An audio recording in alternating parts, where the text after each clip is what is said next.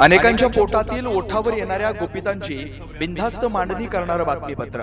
गेल्या काही दिवसांपासून गुंडांसाठी चाललेलं राज्य म्हणजे महाराष्ट्र राज्य सरकार मंत्रालयात गुंड मुख्यमंत्री व त्यांच्या बाळराजांना भेटायला येत आहेत। मुख्यमंत्री यांच्या वाढदिवसाचे बॅनर्स हे गुंड व माफिया लावत आहेत। अनेक कॉन्ट्रॅक्ट गुंडाला दिले जातात। 8,000 कोटीचे अँब्युलन्सचे कॉन्ट्रॅक्ट हे कोणाला मिळाले आहे, त्यामध्ये किती माफिया सहभागी आहेत हे लवकरच बाहेर येईल। शिंदे यांच्या टोळीमध्ये गुंड व पोलीस एकाच टोळीत आहेत। कल्याणला गणपत गायकवाडांनी गोळीबार केला, त्यात एकनाथ शिंदे आणि श्रीकांत शिंदेंचं नाव आलं होतं। एकनाथ शिंदेंची पोलिसांनी लगेच चौकशी करायला हवी होती। दुसरे कोणी असते तर त्याची चौकशी केली असती। झारखंडच्या मुख्यमंत्र्यांना अटक होऊ शकते, पण महाराष्ट्रात गुंडांना पाठीशी घालणाऱ्या मुख्यमंत्री यांना जाब विचारला जात नाही। काल घोसाळकरांची निर्गुण हत्या झाली आहे, यात महाराष्ट्र कायदा सुव्यवस्थेचा प्रश्न निर्माण झाला आहे। महाराष्ट्राच्या इतिहासामध्ये असं कधीच घडले नाही। या राज्याचे गृहमंत्री कुठे आहेत ते अदृश्य झाले आहेत। गृहमंत्री विदर्भात चाय पे चर्चा करत आहेत। अतिशय अपयशी व अकार्यक्षम गृहमंत्री आहात। आज देवेंद्र फडणवीस दिल्लीला महाराष्ट्रात नवीन खून करण्याची अत्यंत अपयशी गृहमंत्री आहात तुम्ही, अकार्यक्षम गृहमंत्री आहात। तुम्हाला फक्त आमच्यावर टीका करण्यासाठी गृहमंत्री पद दिलंय। तुम्हाला फक्त शिवसैनिकांना तुरुंगात टाकण्यासाठी, त्यांच्यावर खोटे गुन्हे दाखल करून आमचा छळ करण्यासाठी गृहमंत्रीपद दिलाय।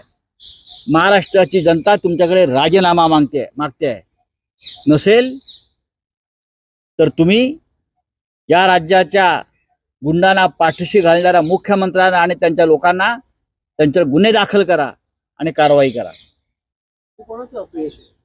हे अपयश सगळ्यात आधी नरेंद्र मोदी आणि गृहमंत्री अमित शहाचं आहे।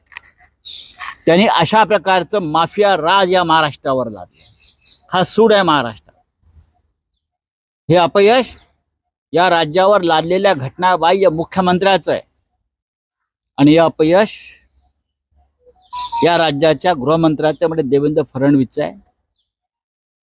नरेंद्र मोदी आणि अमित शहा हे या राज्याचे गुन्हेगार आहेत, अपराधी आहेत, लक्षात घ्या। ज्या प्रकारचं शासन त्याने आमच्या माथी लादलेलं आहे त्याच्यामुळे महाराष्ट्रात गावागावात रक्ताचे सडे पडतात, लुटमार, दरोडे, अपहरण, बलात्कार, हत्या हे वाढलेलं आहे। काय करतात मोदी आणि शहा? त्यांनी हे सरकार लादलंय ना आमच्यावर, त्यांची जबाबदारी नाही का? या मुख्यमंत्र्यांना ताबडतोब काढून इथे राष्ट्रपती शासन इथे लावलं पाहिजे। सरकार बरखास्त करा आणि राष्ट्रपती राजवट लावा तुमच्यात हिंमत असेल तर। रोज इथे आम्हाला गुन्हेगारीशी सामना करावा लागतो या महाराष्ट्र आणि मुंबई। हे तुमचे आमदार, तुमचे खासदार पोलीस स्टेशनला जाऊन पोलिसांना धमक्या देत आहेत, पोलिसांना जाऊन अरेरावी करतायत। याला कायद्याचं राज्य म्हणतात का? त्याचं कारण असं आहे, हे गुंड आणि बदमाश वर्षा बंगल्यावर, मंत्रालयात, मुख्यमंत्र्यांच्या निवासस्थानी, ठाण्यात, सर्वत्र गुंडांबरोबर मुख्यमंत्री आणि त्यांचे सहकारी, त्यांचे बाळराजे हे रोज चाय पे चर्चा करतायत आणि त्यांना आपल्या पक्षामध्ये, त्यांच्या गटामध्ये, त्यांच्या गँगमध्ये सामील करून घेतलं जात आहे फक्त आमच्याशी लढण्यासाठी। नाही, मी ते म्हणतोय ना, त्यांना पडलेलंच नाही काही महाराष्ट्राशी। मुख्यमंत्र्यांचा कोणतरी म्हटलं आज वाढदिवस आहे का? आज वाढदिवस आहे म्हणजे आज तिथे अजून 100 गुंड येतील। हा, देवेंद्र फडणवीस दिल्लीला गेलेले कशा करता? नवीन सुपारी घ्यायला, महाराष्ट्रात खून करण्याची? काय एकदा तरी एका शब्दाने तरी ते बोलले काय या राज्याच्या कायदा सुव्यवस्थेवर कठोर कारवाई करू? कोणावर? शिवसैनिकांवर फक्त, आमच्या गुंडांवर नाही। गुंड तुमचे कोण लागतात? मुंबईमध्ये एका लोकप्रतिनिधीची हत्या होते। हा, मुंबईमध्ये एका लोकप्रतिनिधीची हत्या होते दिवसा ढवळ्या कॅमेरा समोर। कल्याण त्यांच्या जिल्ह्यामध्ये पोलीस स्टेशन मध्ये हत्या होत आहेत, गोळीबार होतो आहे आणि वाढदिवस कसले साजरे करतायत? मी त्यांना शुभेच्छा इतक्या देईन, बाबा रे 1.5 वर्ष भोगलत, महाराष्ट्राची वाट लावलीत, आता दूर व्हा। या माझ्या शुभेच्छा आहेत महाराष्ट्रासाठी।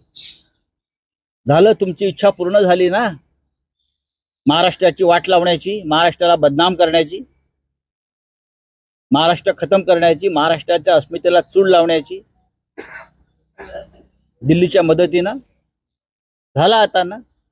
खोके जमले आहेत ना, खोके जमले, खोके वाटले गेले, आमच्या लोकांना तुरुंगात टाकलं. आता बाद झालं. यात ही गोष्ट फायदा घेण्याची आहे का? आमचे एक सहकारी, तरुण सहकाऱ्यांची हत्या झाली, ही गोष्ट फायदा घेण्याची आहे? तुमचे चिरंजीव ज्या माफियाला जाऊन भेटले त्याच्यावर बोला. तुमच्यावरती जे आरोप आहेत आर्थिक माफियागिरीचे, आर्थिक माफिया, बरं का, त्याच्यावर बोला. कोण बदनाम करते महाराष्ट्राला? प्रधानमंत्र्यांनी जे तुम्हाला ओळखतात म्हणताना, मला ओळखतात मोदी, मला विचारतात काय अजित, एअरपोर्टला 70,000 कोटीचा घोटाळा हा प्रधानमंत्र्यांनी समोर आणला, आम्ही आणला नाही. कोण फायदा घेताय? फायदा तुम्ही घेताय. तुम्ही लाभार्थी आहात या माफियागिरीचे आर्थिक, तुम्ही सगळे, आम्ही नाही. त्याला त्याच्या पक्षात यायचं निमंत्रण दिलं होतं त्यावेळेला. असू द्या, पण सध्याच्या मुख्यमंत्र्यांना ते भेटले. तिथे काही लोक जे होते प्रत्यक्षदर्शी, त्यांनी सांगितलं की त्याला पक्षात येण्याचं तेव्हा आमंत्रण दिलं होतं, त्यांच्या गटात किंवा त्यांच्या गँगमध्ये. बेधडक निर्भीड बिनधास्त मांडणी करणारा खबऱ्या लाईव्ह.